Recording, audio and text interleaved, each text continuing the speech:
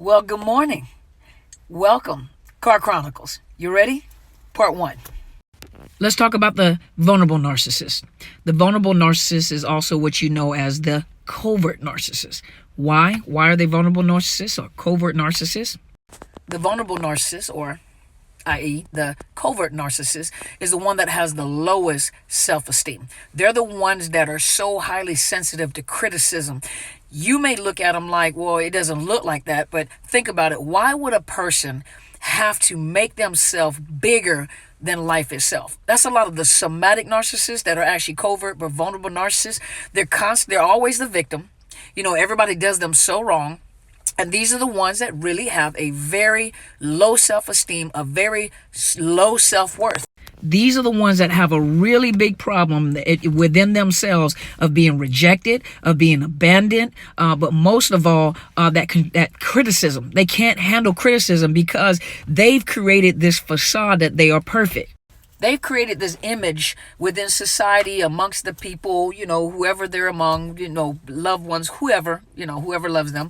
And that's not a negative thing, but whoever of you love them, they create this facade or this image that they are perfect because they feel imperfect. They feel flawed. And so they create this image among people that they are very perfect. They are very successful. They are very beautiful, and they can't handle flaws. Think about it. These are the ones that you will also see, which is within the somatic. These are also the ones you see that are constantly going to get plastic surgery. They're constantly in the gym, and that borders the somatic as well. But they have a very low self-esteem. If you tell them that they don't fit a role, or if they're gaining weight, they will go to the extremes to make sure that you can't say that. They fight they're over concerned about what people say. Another thing about the vulnerable narcissist, they are always a victim. They're always a victim. Nowadays, when you look on social media, you see like where people are going off on a person and they're recording the person, in their blow up stage. See, society is getting a little smarter. They're getting a little wiser. And I'm starting to notice the comments is, no, but what happened prior to you recording that? You're recording a reaction, but what happened for that reaction? Now, there's pros and cons to that. The pros are, the person that may be the victim that's having the blow up because something has happened prior to the blow up or prior to the reaction. People are becoming aware, like, what happened? Tell us what happened prior to that led up to this incident. Now, that's a pro because now the victims are being heard or being seen. The con to that is a narcissist will use that also. They'll use that as, what? You see what happened prior to. Watch for part 2. The vulnerable covert narcissist, part 2.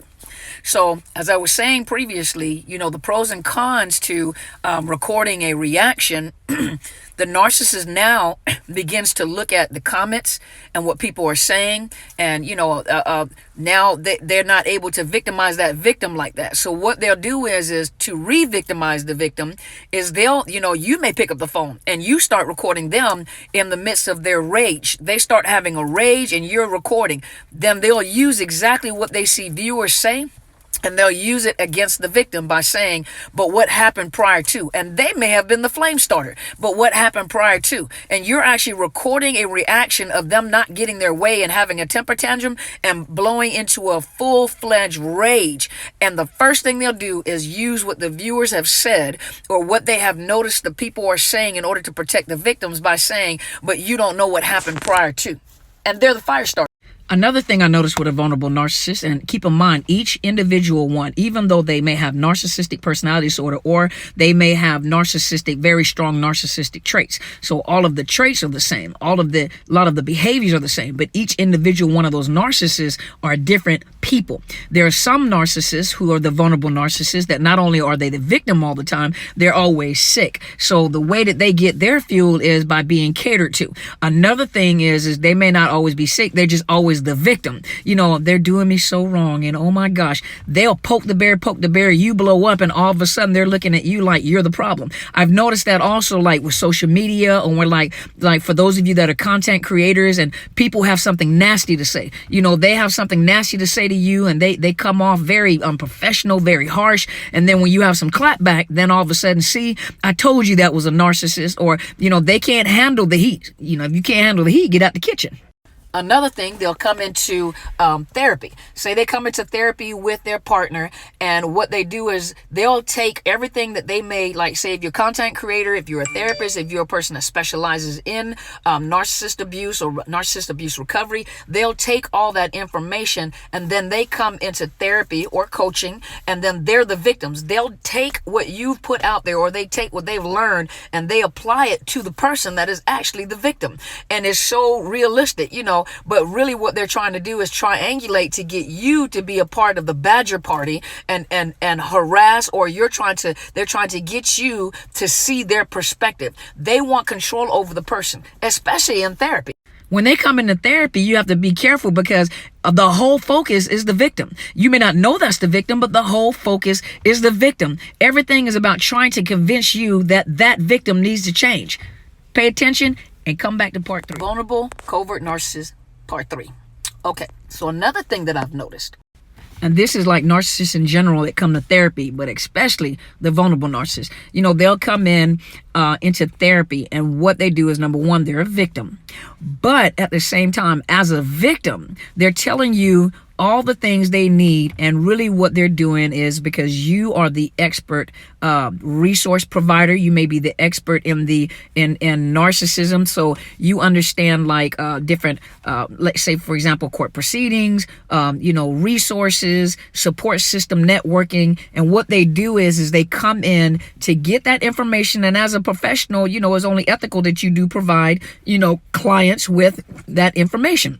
But they come in and they take advantage of something good, and they use those resources against the victim to continue to victimize them. And they know, especially when they come in, they tell you things are not working, and you'll contact this person, connect with this person right here, and it's not on purpose, but a lot of times professionals get caught up in the game with the narcissist, and what they end up doing is they have been triangulated in to assist that narcissist to continue victimizing that victim that is the real victim. And this is what happens in therapy. Now, do we always know that we're in there helping a narcissist to re-victimize their victim? Absolutely not, because when they come in, a lot of times we don't even know we're dealing with a narcissist until you're with them for a little while and you pay attention and you start picking up on things, and then you kind of regret giving them the information. But ethically, as a professional, especially within in the realm of therapy or in the place of therapy, your responsibility is to give them the best information, resources, networks, work with other professionals, doctors, med providers, whatever you can. But they come in specifically to take advantage of that, because they're going to play victim hard, and they come in to take advantage of that, and they use those resources against the victim. So the victim is constantly being re-victimized. And a lot of times they're picking up on maybe narcissistic traits, which a lot of people have, and they're telling you about the traits, but that person is not a narcissist. But they will over-expound on what they're doing, but if you pay attention, you'll notice that they're always the victim, and their whole attention and their whole focus is always the other person. They don't take accountability or responsibility for their own actions, for their own thoughts, for how they played a role in something. It's going to turn around and they're going to point their finger back to everyone else, everyone that has victimized them. And especially the older vulnerable narcissists, they'll play the geriatric role. I'm your mother, I'm your grandmother, how can you treat me that way? These are the vulnerable covert narcissists. Be aware.